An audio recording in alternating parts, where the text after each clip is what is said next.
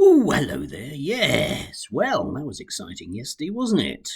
No, not that. I meant some of the other stuff. Yeah, anyway, Legacy Media were very, very, very happy yesterday because they were able to report at length, ad infinitum, one might say, about Nigel Farage being out on the stump, which I believe is some very short version of a groin on a beach. Anyway, yeah, Clacton, a town that overwhelmingly voted for Brexit, and sure enough, 8 years later, it probably would do again, even though it's a lot poorer than it was 8 years ago.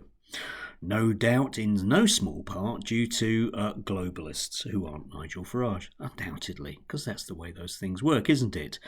And yeah, there is other news, actually, believe it or not, out there. There's a real world out there which is affected in material terms by economics. And I was drawn to this in the Times because if you want decent journalism, you have to pay for it. Why markets are unfazed by the rise of the hard right in Europe? Yeah, because we're going to have European elections. No, not us, not we. I mean, them, nasty foreigner types. And it's likely that lots of the European Parliament is going to be dominated by those kind of sensible centrist parties that are out there, and big business is more than happy with that, mainly because they've dropped the whole leaving the European Union shtick. There isn't going to be a Frexit or an Ixit or a Grexit or a Luxembourgzit or whatever Ixit there was going to be. They've all decided, no, they're just going to sit in power and, sort of run things down the way that, well, most of the other neoliberal parties, like in the UK, have done, because, hey, if you want to get rich, you don't want to work for a living, do you? Yeah, anyway, so they are more than happy with that. As ever, big business is always happy with an authoritarian version of government, because it means that the boys in the riot gear make sure that strikes don't happen. That's a real plus. Anyway, in this country, we are left with residual papers metaphorically creaming their pants over certain right-wing politicians that they can never have enough of. And the usual kind of bigotry that's associated with such people was very much to the fore. We've had the usual stuff from the Conservative Party, who are deciding that it's absolutely vital now to have a go at minorities. So Kemi et al. Were out yesterday doing their usual thing to make sure that we have to be very, very worried about tiny percentage of the population who statistically present no problem whatsoever, but we can invent stories about how they're hiding under the bed.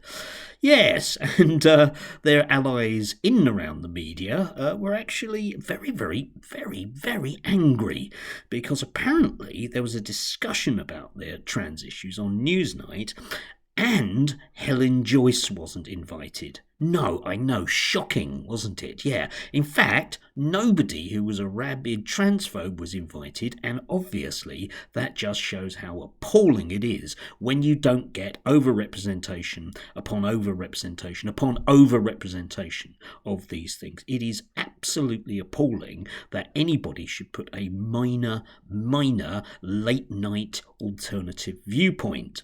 So we've had articles from Helen Joyce in the Daily Mail today. What else have we had? Yeah, we've had who else was it? Oh yeah, Kelly J. Keane. She's been in the Spectator, and I'll come back to her in just a second. And yeah, Sex Matters were sort of jumping up and down about that collectively, because it really is dreadful that minority voices in any way, shape or form in a pluralistic society are allowed any room. It's good to see you. Julie Birchall as well, I believe, was in on the act. Yes. Crumbs of comfort from yesterday about this, and I'm sorry for those people that are members of minorities. My tip is don't be. There you go. Doesn't help much, but hey, in the current climate, that's as best we can do. It was intriguing, though, to see the kind of more rabid ones, because you've got to keep your eye. The beauty of the far right, in whatever form they take, is that they will always eat their own tail. And we had Kelly J. Keane on patrol yesterday. I did like this one. The women outside look from turf to tra, and from tra to turf, and from tra to turf again, but it was already impossible to say which was which. Yes, you see, You see, you better look out, Helen. You better look out, James Esses. She's on your case. Even you, Glinner. You say the wrong thing, and you'll be a goner. The pack will come for you as well, because they always do. Because first they came for the people I didn't like an awful lot, and then they came for the people I didn't like very much at all, and then they came for the people that I was okay with, and then they came for me. And well, that was okay really, because I should have really seen that one coming if I had any view of history. But of course, for the majority of the British public, especially in terms of the majority of the British press, such a thing is impossible to have. So you get Winston Churchill, Spitfires, but oddly you don't get Mosley. Anyway, yes. Again from Kelly J. Keane, this is what bad advice and crappy compromise looks like. Legal sex, it'd be hilarious if it's not so dangerous. Yeah, you see, Kemi's not good enough for Posey. Yeah. I always find those things funny. Anyway, Kemi, a person that won't be the next leader of the Conservative Party. Always good to know.